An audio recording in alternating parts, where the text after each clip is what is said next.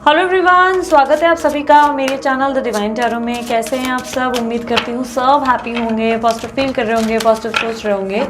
अभी जो रीडिंग करने जा रही हूँ, अभी का टॉपिक ये है कि आपके और आपके पार्टनर के रिलेशनशिप में आपका पास्ट लाइफ में आखिर क्या रिश्ता था, यानी कि पास्ट लाइफ में आप लोग दोनों के बीच में क्या हुआ था जिसकी वजह से इस जन्म में वो कर्मा कंटिन्यू हुआ है। इस तरीके की एनर्जीज को हम लोग चेक करने वाले हैं।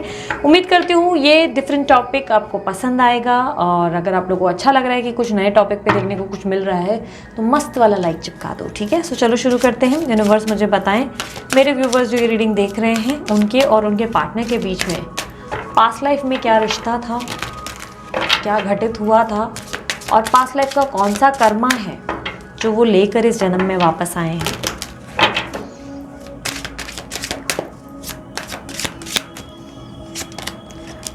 हीरोपेंथ, 4 of Swords,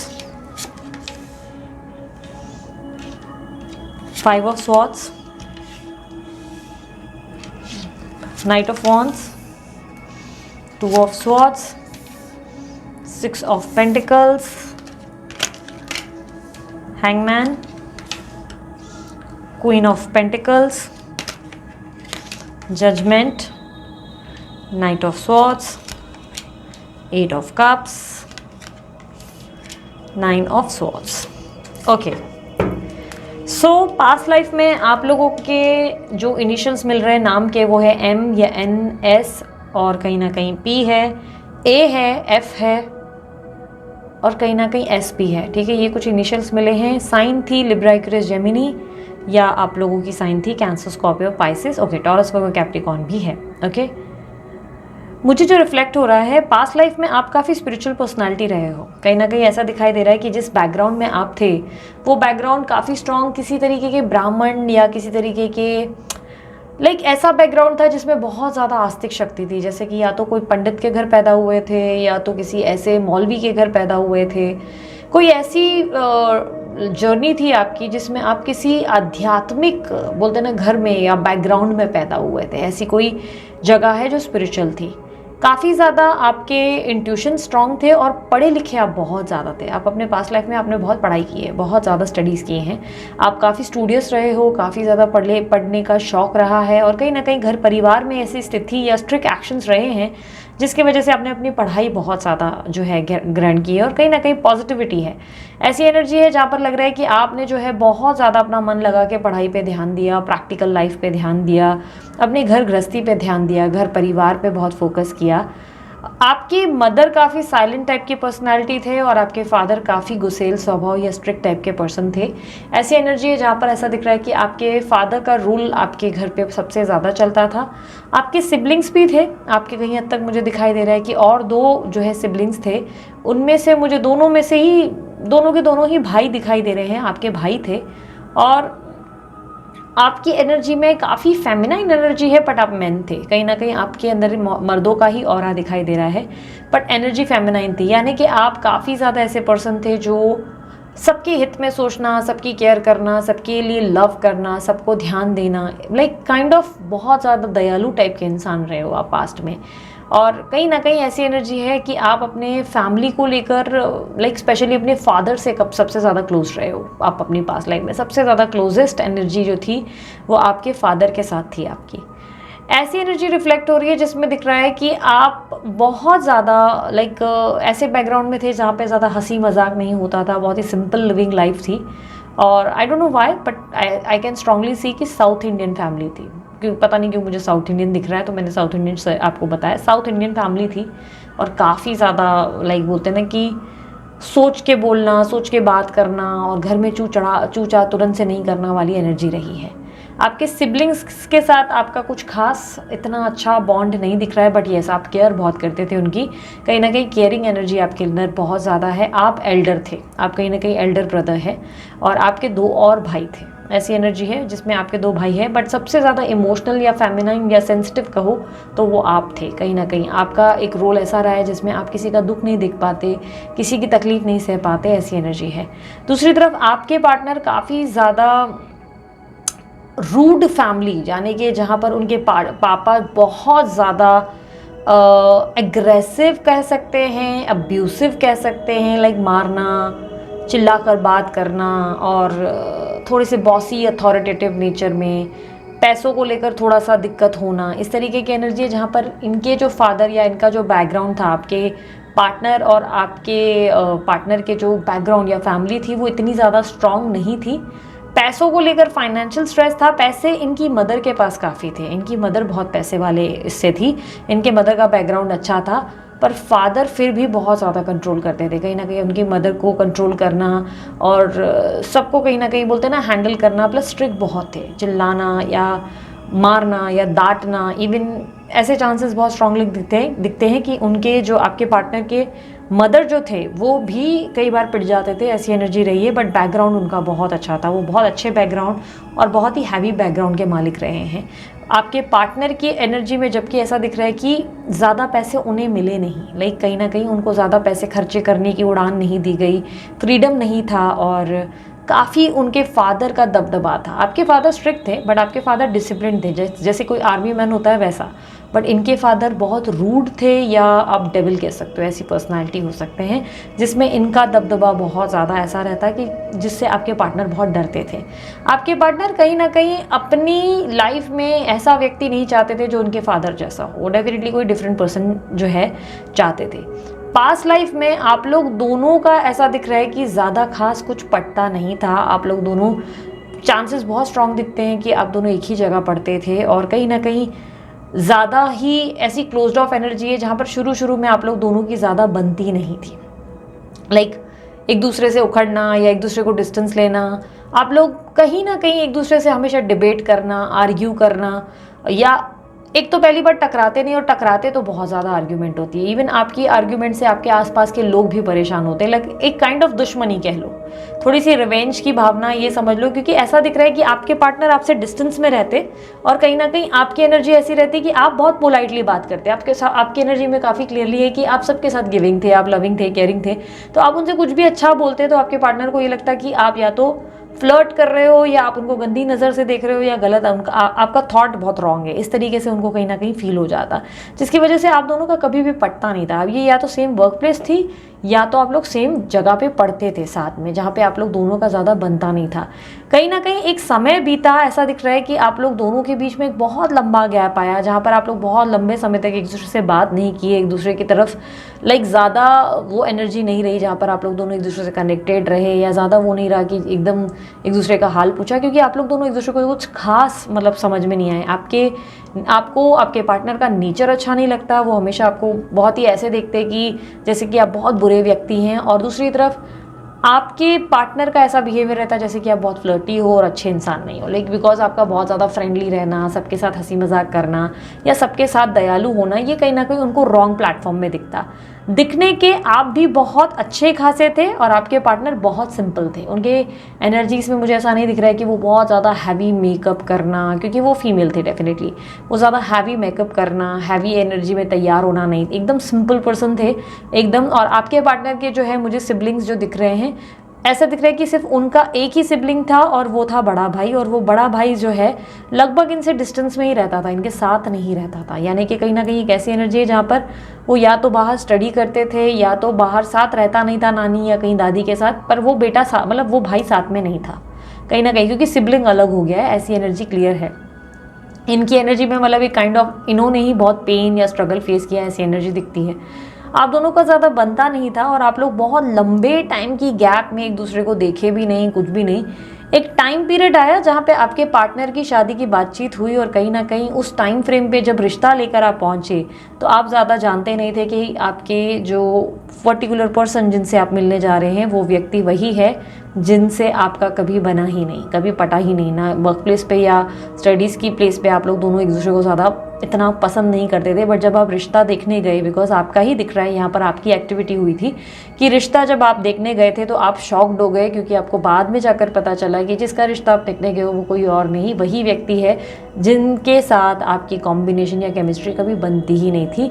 बट वहाँ पर दिक्कत मुझे ये दिख रही है कि जब आपने उनको देखा फर्स्ट टाइम तो आपको उनके अंदर कुछ अलग ही दिखा, उनके अंदर एक अलग ही फेमिनाइन, एक अलग ही ब्यूटीफुल एनर्जी जो उनको देखते ही मतलब ऐसी एनर्जी है जहाँ पर आप ज़्यादा रिएक्ट नहीं किया है आपने, जहाँ पर चुप हो गए। और कहीं ना कहीं आपके पार्टनर की भी एनर्जी में ऐसा दिखाई दे रहा है कि आपको देखकर हक्के बक्के रहने के बाद भी वो कहीं ना कहीं कुछ बोल नहीं सके बिकॉज ऑफ देयर फादर। उनके फादर की मर्जी के सामने उन्होंने कुछ नहीं बोला और कहीं ना कहीं आप भी चुप ही रहे। लेकिन आप उनको देख के बहुत इम्प्रेस हुए, आप उनको देखकर, क्योंकि आपने उनको बहुत ही पहली बार कुछ तैयार वैयार होते या बहुत ही अलग तरीके से नज़र से देखा, उस नज़र से देखा जिस नज़र से आपने उनको कभी पहले नहीं देखा था। Like love at first sight तब आपका हुआ जब आप बाद में मिले, तब की एनर्जी में लव एट फर्स्ट साइट हुआ है आपका। इससे पहले जो हुआ वो आप लोग दोनों का बिल्कुल ऐसा दिख रहा है कि बचपना था, आप लोग दोनों का ज़्यादा ना बनता, ना एक दूसरे को समझाने की कोशिश, और हमेशा एक दूसरे के अगेंस्ट ही बोलने की आदत रही। लेकिन आप लोगों की शादी भी ऑलमोस्ट फिक्स हुई, सब कुछ हुआ, लेकिन कहीं ना कहीं मुझे ऐसा दिखाई दे रहा है कि आपकी शादीशुदा ज़िंदगी में बहुत ज़्यादा स्ट्रगल्स रहे, बहुत ज़्यादा स्ट्रगल। उसका रीज़न ये रहा कि आपके पार्टनर को हमेशा आपको लेकर एक बोलते हैं ना एक्सेप्टेंस की एनर्जी नहीं रही। आपके पार्टनर आपको एक्सेप्टेंस नहीं दे पाए।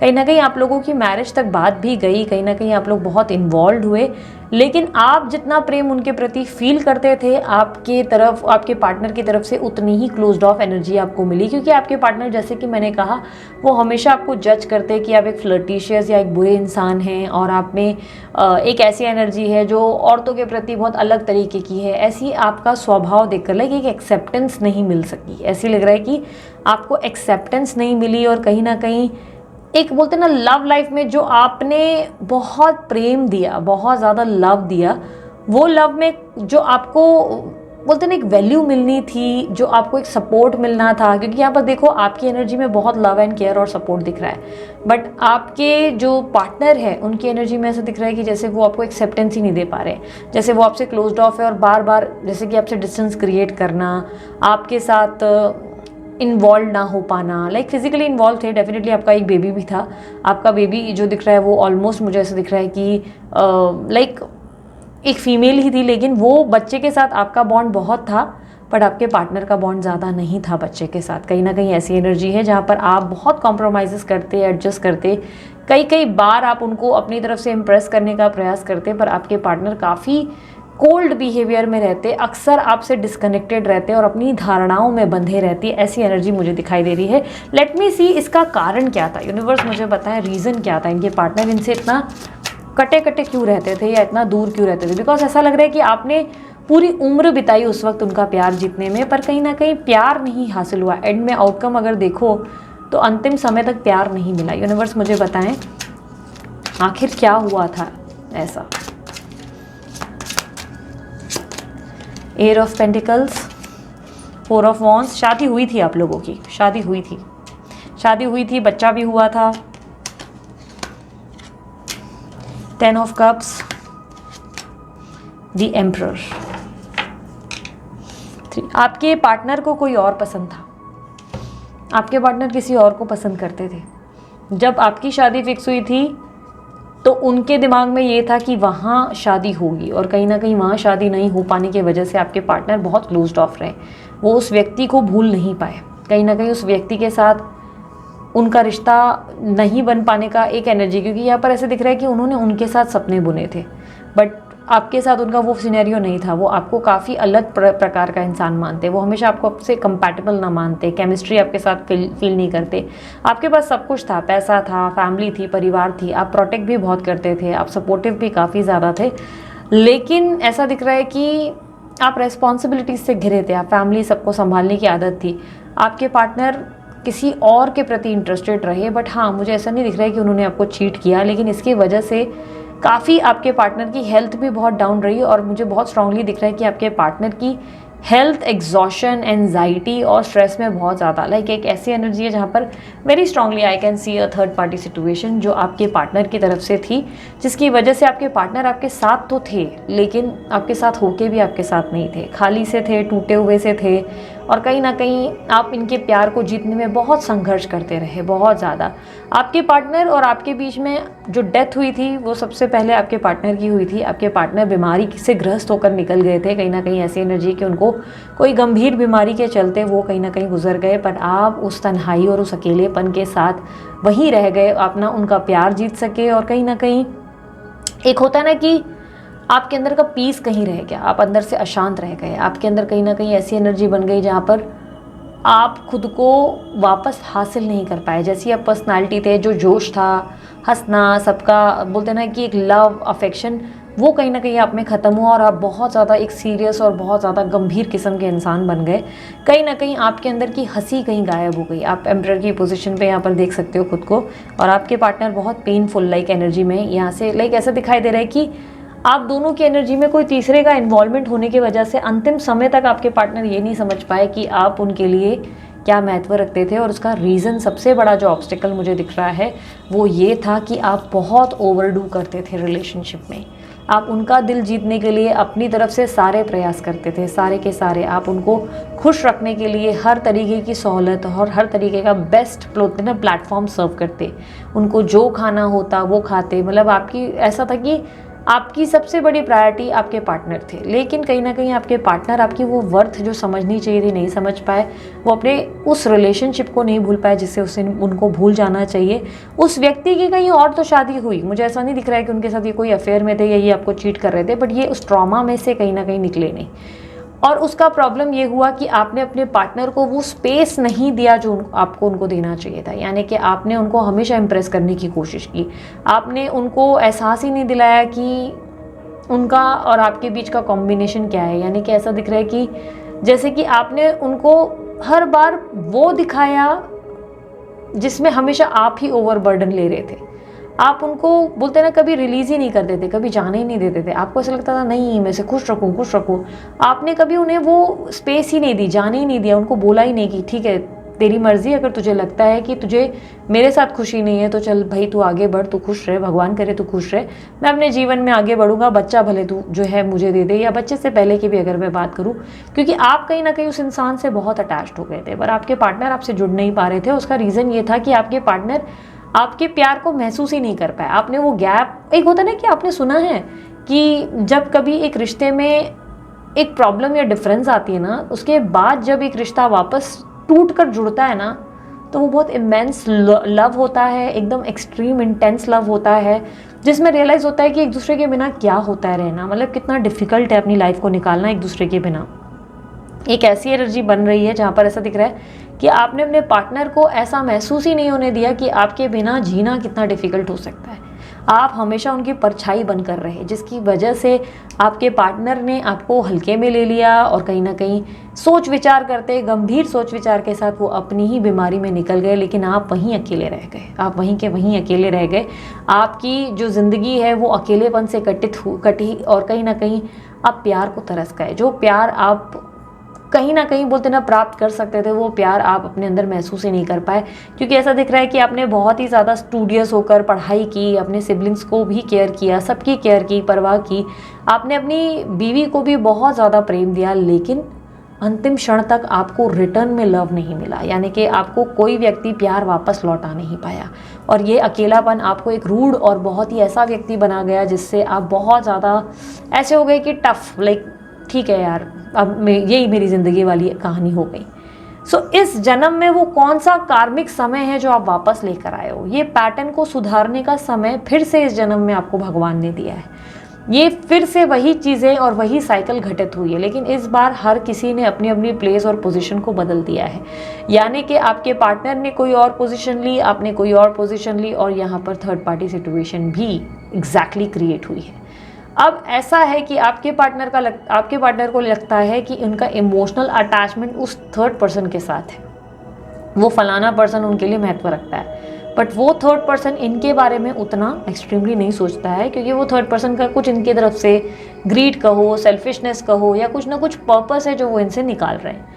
आपके पार्टनर जो हैं उनको लगता है उनका मोह उसमें है, लेकिन उनके साथ होते हुए भी ये आपके साथ रिश्ते में रहे। ठीक है, ये आपके साथ एक भले कमिटेड रिलेशन हो नहीं हो, व्हाटसोएवर इट इज़, एक रिश्ते में रहे, आपको छोड़ नहीं पाए, हमेशा आपके जीवन में आना जाना किया, आप दोनों एक दूसरे से डिस्कनेक्ट नहीं हो पाए। आपके पार्टनर को ये एहसास करने का समय ही नहीं दिया गया जिससे वो फील कर सके कि आपके बिना जीना कितना डिफ़िकल्ट हो सकता है। ना चैलेंजेस दिए गए, ना उनको रिस्क या कुछ खोने का डर दिया गया। यानी कि आपके पार्टनर ने महसूस किया कि यार जो भी है वो मेरा है, वो तो मेरा वेट कर लेगा ये, लेकिन ये इंसान नहीं रुकेगा। तो वो थर्ड पर्सन की तरफ उन्होंने एक्टिविटी ज़्यादा दिखाई और आपकी परवाह नहीं की, आपको वैल्यू नहीं की, क्योंकि अगेन वही पास्ट लाइफ का पैटर्न आपने फिर से इस लाइफ में जो है कंटिन्यू किया। आप इस जन्म में भी उनका दिल जीतने में लग गए, आप इस जन्म में भी उनको लल्लू पच्चू करने लगे, पागलों की तरह प्यार करने लगे, उनसे प्यार की भीख तक मांगने लगे, आप उनके लिए रोने लगे, आप उनके लिए अपनी ज़िंदगी को नरक बनाने लगे। वो सब कुछ आपने किया जो आपने पास्ट लाइफ में भी हरकतें दोहराई थी, यानी कि वही चीज़, वो इंसान आपका ही है या बंदी जो है वो आपकी ही है। लेकिन ऐसा दिख रहा है कि आप इस बात को नहीं समझ पा रहे हो कि जब तक आप उनको स्पेस नहीं दोगे तब तक वो एहसास नहीं कर पाएंगे कि आप भी उनके हाथ से जा सकते हैं। आप इस चैलेंज को तब भी फेस नहीं कर पाए कि आप अकेले रहकर अपनी ज़िंदगी में अपने आप से प्यार करें, और प्यार यहाँ वहाँ उन लोगों से खोजें जो आपसे प्यार करें, यानी कि ऐसे इंसान को ढूंढें जो इंसान आपको प्यार दे, ना कि आप ज़बरदस्ती किसी को प्यार करने पे मजबूर करें कि तू मुझे प्यार कर, तू मुझे प्यार कर, तुझे मुझे प्यार देना। नहीं, आपने उस वक्त भी उनको रिलीज़ नहीं किया, और इस वक्त भी वही सेम पैटर्न आप लेकर आए हो जहाँ पर आपको भगवान कह रहा है कि उसे जाने दे, उसे जाने दे, ताकि वो यू टर्न लेकर आ सके। या तो वो यू टर्न लेगा, उसे एहसास हो जाएगा, या अगर जो वो ना आया तो समझ वो तेरा था ही नहीं, वो तेरे लिए बना ही नहीं था। उसके और तेरी ज़िंदगी की कहानी बहुत डिफरेंट थी, और तेरी ज़िंदगी का कुछ पर्पस ऐसा था जो तेरे को अकेले निपटाना होगा, यानी कि किसी और के साथ शायद चैप्टर्स। आपकी लाइफ में वही सिनेरियो क्रिएट हुआ है। अब आपको समझना होगा कि आप उस इंसान को पकड़ कर रखेंगे, जितना अपने माइंड में हावी रखेंगे, जितना आप उन्हें इम्प्रेस करेंगे, प्यार प्यार प्यार की भीख मांगेंगे और एक्सपेक्ट करेंगे कि एक दिन वो आ जाए और आपको प्यार दें, उतना ही आप नोटिस करेंगे कि वो इंसान आपसे दूर चले गए। पर जिस दिन आपने ये ठान लिया कि नहीं यार ठीक है, जो भी होगा मेरी भगवान की मर्ज़ी से होगा, मैं अपनी ज़िंदगी में आगे बढ़ता हूँ और सही समय पे मुझे राइट लगा तो मैं किसी और को लुक आउट कर लूँगा, लेकिन अभी फ़िलहाल मुझे अपने कर्मा पे, अपने आप पे ध्यान देना है। मुझे किसी भी इंसान की वजह से अपनी ज़िंदगी को ख़राब नहीं करना है। मैं अपनी हंसी को नहीं खो सकता, या मैं अपनी मुस्कुराहट को नहीं खो सकती। मुझे अपने आप को संभालना है, मुझे अपने आप को खुश रखना है, क्योंकि मेरा खुश रहना बहुत ज़रूरी है। जीवन मेरा मैं एक समय के बाद ख़त्म हो जाएगा, और तब मुझे दुख होगा कि मेरी पूरी ज़िंदगी निकली और मैं रोते रहते इस ज़िंदगी को निकाल गया। जैसे आपने पिछले जन्म को निकाला है, आपने पिछले जन्म अपनी ज़िंदगी को बहुत ही ऐसा पर्सन बनाकर निकाला जो इंसान लाइक किसी के समझ से ही परे रहे, ऐसी एनर्जी बन गई। प्यार आपने बहुत दिया, लेकिन जब वो प्यार नहीं मिला तो आप पूरी ज़िंदगी अपने आप को तकलीफ़ देते रहे, हर्ट करते रहे, और जिसके वजह से आसपास के लोगों ने भी आपको बहुत ऐसा सोचा कि यार ये इंसान ही रूड है या भाई खड़ूस है। ठीक है, तो ये है आपके पास्ट लाइफ की स्टोरी जो आपके पास्ट लाइफ में घटित हुई थी। देखो, अब ये रीडिंग जर्नल है, ज़रूरी नहीं कि सबके लिए एक सी हो। हर एक इंसान की एक पास्ट डेफिनेटली रीडिंग करते तब पता चलता है। ये तो जर्नल है, आपसे रिजोनेट की तो आप लाइक कर लो, अगर आपको नहीं हो रहा है तो ठीक है स्किप कर दो, भले डिसलाइक भी कर सकते हो, इट्स कम्प्लीटली फाइन। उसके अलावा अगर आपको लगता है कि आपको भी अपनी पास्ट लाइफ रीडिंग करवानी चाहिए तो आप लोग जो है पर्सनल रीडिंग के लिए बुक कर सकते हैं। पर्सनल रीडिंग चार्जेबल होती है, फ्री नहीं होती है किसी भी कारण से। आप में से कुछ लोग मुझे बहुत परेशान करने लगे हो, आई डोंट नो व्हाई, बहुत इरिटेट कर रहे हैं। मैं स्पेशली कुछ लोगों की बात करूँगी। कुछ लोग बिना वजह का ज्ञान बांट रहे हैं कि गरीबों की सोचो, ये है वो है, मतलब अपनी विद्या को ये कर रहे हो, बेच रहे हो, बहुत बकवास करते हो, बहुत ज़्यादा, बहुत गलत बात कर रहे हो। अगर इसी तरह सिलसिला चलता रहा ना, आई स्वेयर, ऐसा तो मत सोचना कि मैं अब ऐसी कोई रीडिंग्स आप लोगों के लिए करूँगी जो फ्री में हो। मैं लाइव भी हमेशा के लिए बंद कर दूँगी, जो लाइव मैं जो रीडिंग्स करती हूँ वो, साथ ही साथ मैं पर्सनल रीडिंग हमेशा के लिए बंद कर दूँगी। और ट्रस्ट मी, मुझे इसे बंद करने में कोई मेरा नुकसान नहीं हो रहा। अगर आपको लग रहा है कि मेरा इसमें कोई नुकसान है, नहीं, मुझे कोई नुकसान नहीं होता, मुझे कोई दिक्कत नहीं है। आपको लग रहा है मेरे पैसों का लॉस है, बिल्कुल नहीं हो रहा, ट्रस्ट मी। अगर आप लोगों को लगता है ना कि कसम से मेरे को बहुत ज़्यादा इंपॉर्टेंट है ये पर्सनल रीडिंग से कमाना, तो आप लोग ये बात जानते नहीं कि काफ़ी महीने मेरी बुकिंग्स बंद रहती है। कई महीने मैंने बाकायदा बीच में मैंने डाल दिया था कि मैंने परमानेंटली बुकिंग बंद कर दी, मुझे रीडिंग करनी ही नहीं। बहुत लोगों ने मुझे रिक्वेस्ट की, तब जाकर मैं वापस आई थी इस प्लेटफॉर्म पे। बट अब मुझे धीरे धीरे ना ऐसा लग रहा है कि ग्रैटिट्यूड नाम की या इंसान में कुछ भी अच्छाई नाम की चीज़ नहीं रही है, कुछ अच्छा नहीं रहा है। मतलब इंसान को जितना दो उतना कम है। आप में से काफ़ी लोग ऐसे हैं जिनके लिए जितना कर रही हूँ उतना कम लग रहा है। मैं बहुत नाराज़ हूँ, सीरियसली बोल रही हूँ, बहुत नाराज़ हूँ।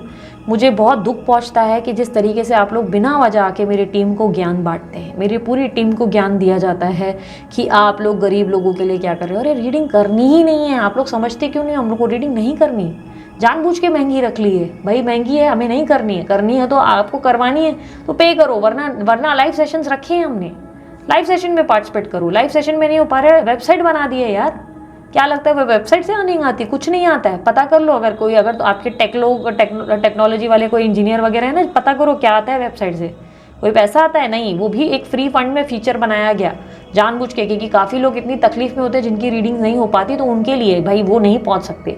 इतनी सहायता करने के बाद भी, इतना एक्सप्रेस, इतना ग्रैटिट्यूड देने के बाद भी, अगर मैं ये बकवास सुनूंगी लोगों के मुंह से, इतने गलत शब्द आप लोग यूज़ करते हो, इतना गंदा बोलते हो मेरी टीम के सामने, इतने गंदे गंदे मैंने मैसेजेस पढ़े हैं, आई स्वेयर ऑन गॉड, इतना इंसल्ट करते हो, वो भी किस लिए आई डोंट नो।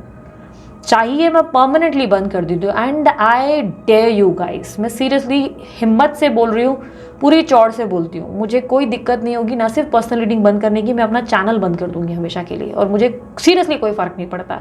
आप लोग शायद मेरे कुछ भी बैकग्राउंड के बारे में नहीं जानते हो, आप लोग को लगता है ये मेरी अर्निंग है, मेरी अर्निंग ये नहीं है।